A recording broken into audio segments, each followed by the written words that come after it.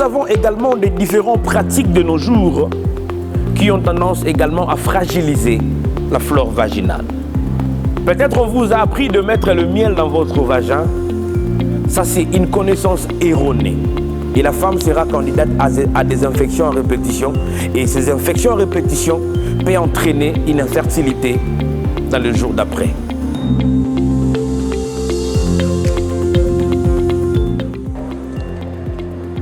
Bonsoir. Aujourd'hui, nous allons parler sur les conseils de l'hygiène intime de femme.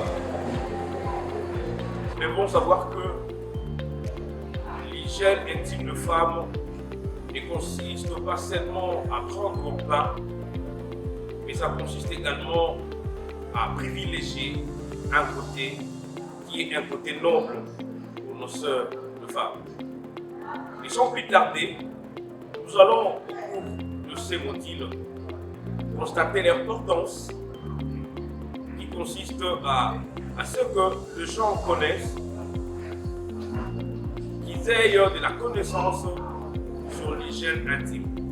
Parce que de nos jours, dans nos toiles, il y a beaucoup de choses qui se disent, il y a beaucoup de pratiques que plusieurs croient être des très bonnes pratiques, alors que ce sont nos pratiques qui détruisent l'intimité du corps féminin. Sans plus tarder, nous allons commencer par notre premier conseil, qui est de se laver chaque jour. Prendre au bain chaque jour pour la femme est très important. Pourquoi cela est très important? Parce que à l'âge pubertaire, la femme constate des modifications dans son corps. Ces modifications sont le règle, de sécrétion vaginale quotidienne et également une augmentation de la transpiration dans leur sexe. C'est pour cela que la femme est invitée à bien prendre soin de son corps pour éviter les maladies qui dans la suite peuvent entraîner et amener même quelqu'un à être infertile. Le deuxième conseil, c'est la femme doit nécessairement laver que sa partie sexuelle externe. Aujourd'hui, de nos jours, il y a des pratiques, beaucoup de femmes veulent mettre des choses, d'autres appliquent le savon, croyant bien faire, alors qu'en réalité, ils sont en train de détruire la flore vaginale. Dieu étant intelligent, a fait que la cavité interne vaginale s'auto-nettoie. Donc la femme, avec le savon, ne doit nettoyer que l'extérieur, c'est-à-dire les grandes petites lèvres et les clitoris. La femme ne doit pas mettre ni le savon, ni son doigt à l'intérieur. Pourquoi? La cavité vaginale a une acidité et cette acidité est formée par des microbes qu'on appelle des lactobacilles. Ces microbes protègent la femme à toutes sortes d'infections qui pourraient venir de l'extérieur vers l'intérieur.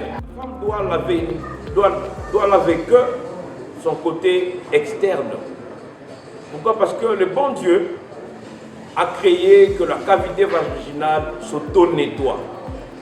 J'aimerais poser la question à quelqu'un, quel effort il fait pour laver ses yeux? Le matin, on ne constate qu'une partie de la saleté ici au coin de l'œil et on enlève. C'est-à-dire la nuit, l'œil s'auto-nettoie également. Le Seigneur a doté les organes la capacité de se prendre en charge. Troisième conseil, concernant le pH. Je l'ai évoqué tantôt ici. La femme ne doit pas utiliser des savons que nous utilisons pour usage externe. Il y a des savons qu'on appelle des savons à pH neutre qui sont des savons automatiquement mises en place pour le nettoyage de la cavité vaginale. Tout ce que les femmes font, il y a des choses qu'on appelle des lavages et autres choses dont les femmes croient que ces choses ont été créées, ces choses chimiques ont été créées pour laver, alors qu'en réalité, ces choses détruisent les lactobacilles qu'on appelle la flore vaginale. Cinquièmement, la femme doit utiliser une serviette pour chaque partie du corps. Dans nos familles de foi, nous voyons une serviette.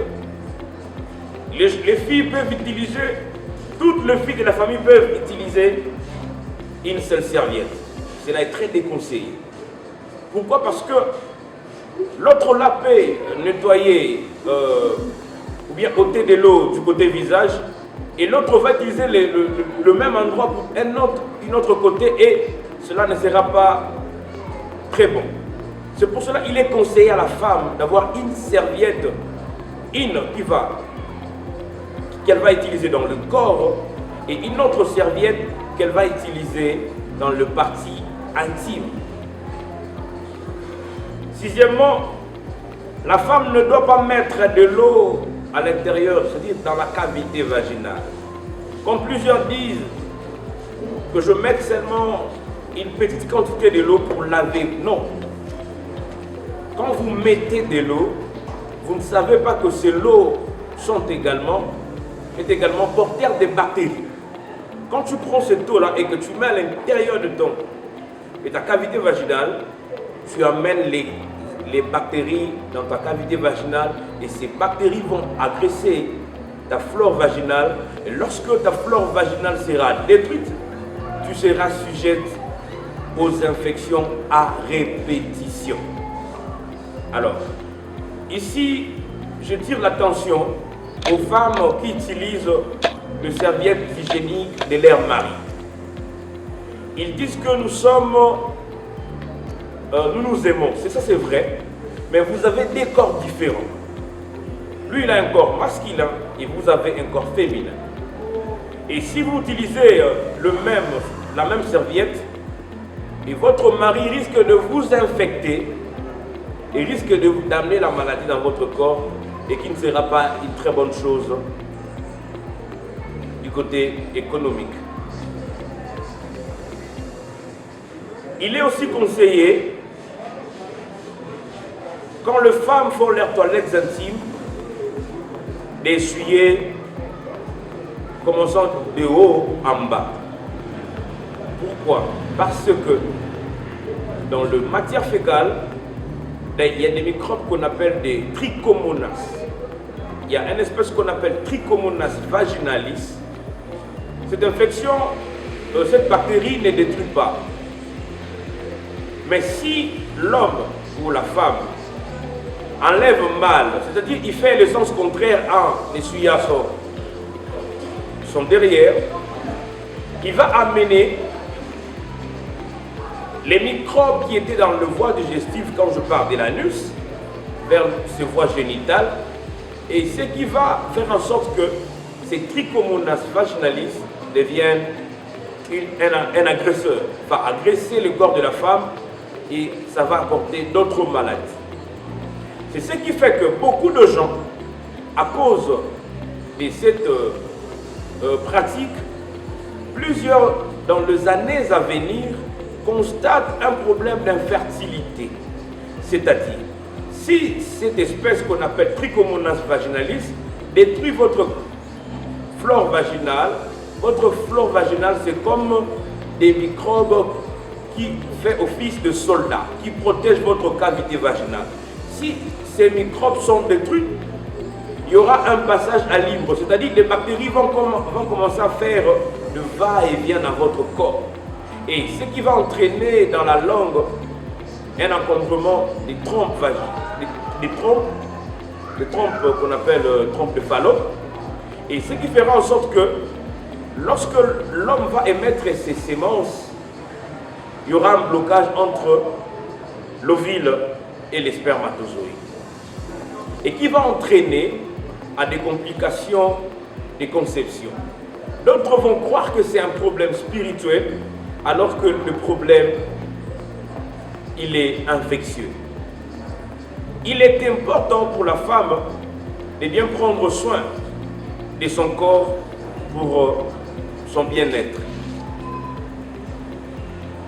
Il est aussi conseillé à la femme de porter des sous-vêtements en coton. Vous êtes sans ignorer, lorsque vous parcourez le magasin, là où on vend des lingeries, vous allez constater que la majorité des lingeries là-bas, c'est en nylon. Alors, il est conseillé aux femmes de mettre des sous-culottes, des culottes en coton. Pourquoi? Parce que les nylons ne respirent pas, alors que le coton respire. Vous savez très bien que la cavité vaginale ou la vulve, le sexe de la femme, a des glandes sudoripares, c'est-à-dire il y a une grande transpiration de ce côté-là. Et si la femme qui va au petit coin et qui ne s'essuie pas, il y a toujours des gouttes retardataires qui tombent dans le sous-vêtement. Si elle passe toute la journée avec ces gouttes d'urine et le suaire qui va s'accumuler, et cet endroit deviendra un nid prolifératif pour des microbes et sa santé sera dérangée. C'est pour cela qu'il est préconisé aux femmes de porter des sous-vêtements en coton. Mais si vous préférez des sous-vêtements en nylon, mais rassurez-vous, à l'intérieur de ces sous-vêtements, la partie qui est en contact avec la vulve soit en coton. 9e conseil, c'est-à-dire la femme doit prendre beaucoup d'eau. Pourquoi la femme doit prendre beaucoup d'eau? Parce que lorsque la femme est en train de prendre beaucoup d'eau, il est en train d'aider sa flore vaginale à éliminer beaucoup de microbes. Vous allez remarquer, lorsque vous prenez beaucoup d'eau, vous allez beaucoup uriner. Alors, c'est une meilleure façon de faire les choses, de voir les choses. Vous devez consommer beaucoup de l'eau. Pourquoi? Parce que toute boisson sucrée entraîne un déséquilibre de votre flore vaginale. Si la femme prend beaucoup de sucré et ces boissons sucrées entraînent un déséquilibre, en d'autres mots, ça détruit la barrière qui protège la flore vaginale de la femme. 10e, il ne faut pas que la femme enlève tout le poil. En ce qui concerne l'épilation, la femme doit laisser un peu de poil. Pourquoi? Le bon Dieu a créé ce poil pour protéger la cavité d'abord vaginale. Vous savez, toutes les sueurs qui viennent du haut du corps ont tendance à descendre vers le bas. Et les poils qui sont là ont pour rôle de retenir ou bien de désorienter les sueurs qui descendent de là. Et deuxièmement, sur le plan esthétique, c'est-à-dire sur le plan sexuel, le fait que votre partenaire voit ce poil, ça l'excite davantage. Et dès que vous enlevez, vous coiffez tout, vous serez sujet à des infections en répétition. Pourquoi? Parce que tout ce qui est comme sueur ont tendance à aller jusque là-bas. Et vous êtes sans ignorer que dans la sueur, il y a beaucoup de sel. Et ces sels-là ont tendance à aller déséquilibrer davantage la flore vaginale et à neutraliser la flore. Et la femme sera candidate à des infections en répétition. Et ces infections en répétition peuvent entraîner une infertilité dans le jour d'après. Et également, lorsque la femme également garde beaucoup de poils de ce côté-là, lorsqu'il va uriner, lorsqu'il va transpirer, cet endroit sera un endroit d'hébergement des microbes. C'est pour cela qu'il est déconseillé de tout enlever et de tout laisser. Il est conseillé de laisser un petit peu de poils, juste pour protéger l'organisme féminin. Il est aussi conseillé que nos jeunes sœurs étalent leurs sous-vêtements sous le soleil.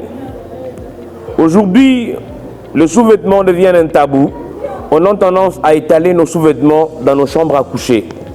Alors, lorsqu'on étale dans nos chambres à coucher, ça sera loin du soleil et il y a d'autres microbes qui ne sont pas résistants au soleil, mais qui seront résistants lorsque vous étalez à la maison ou à la chambre.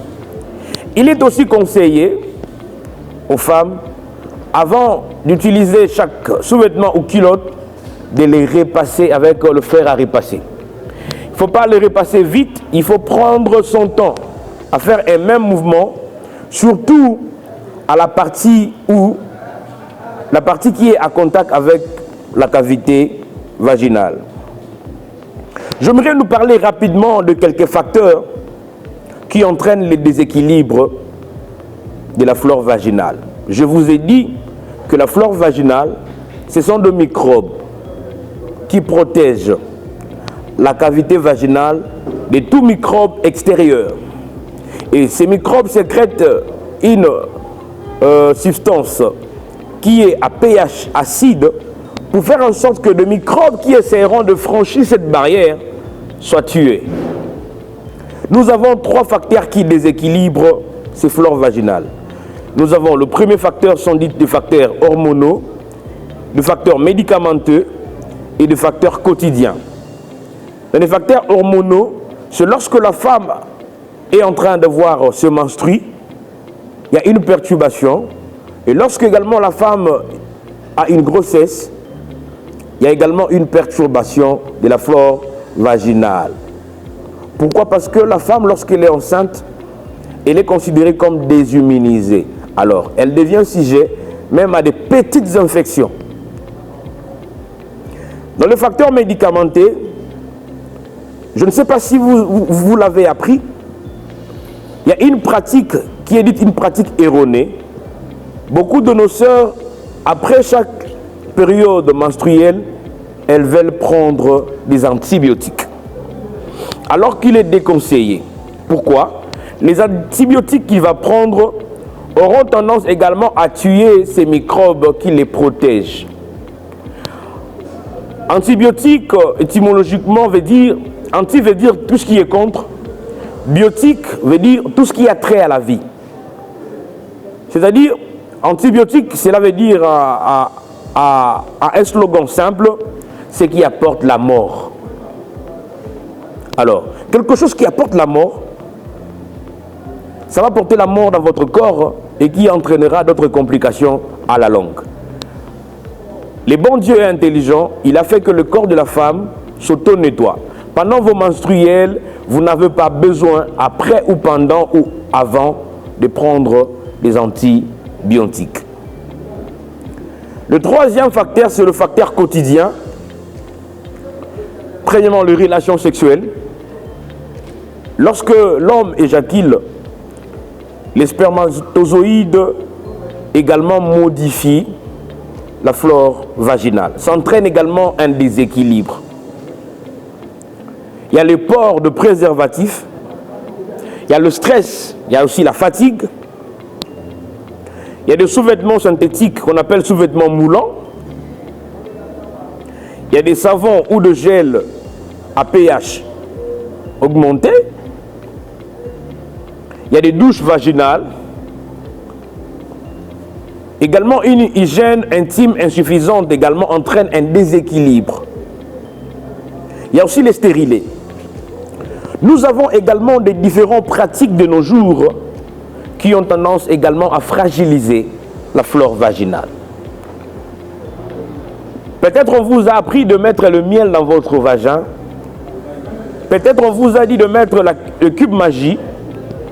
Peut-être on vous a dit de prendre un tel produit, de mettre là-bas. Alors, il est déconseillé de mettre quelque chose à l'intérieur de votre corps sexuel. Pourquoi? Lorsque vous mettez du miel, comme on vous dit, que le miel va faire en sorte que l'introitus vaginalus, donc l'orifice vaginal, se rétrécit. Ça, c'est une connaissance erronée.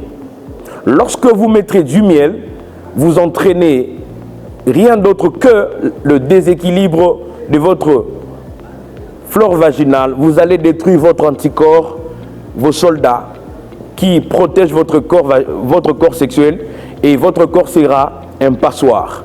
Et plus tard, vous aurez même des complications dans la reproduction, vous aurez des problèmes d'infertilité ou de stérilité à la longue. Alors, comme conseil, ne mettez pas quoi que ce soit, peu importe les substances, peu importe que ce soit les astuces de votre grand-mère ou autre chose. Alors, ne mettez rien dans votre corps, car le bon Dieu l'a créé intact, c'est pour votre bien. Dès que vous mettez quelque chose d'autre, ça va entraîner un déséquilibre et ça va apporter des maladies, des cancers et même une stérilité à la longue. Que Dieu vous bénisse.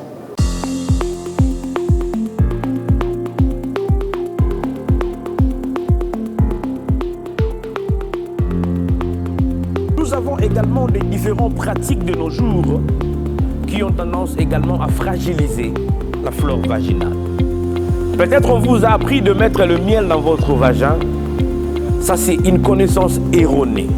Et la femme sera candidate à des infections à répétition. Et ces infections à répétition peuvent entraîner une infertilité dans le jour d'après.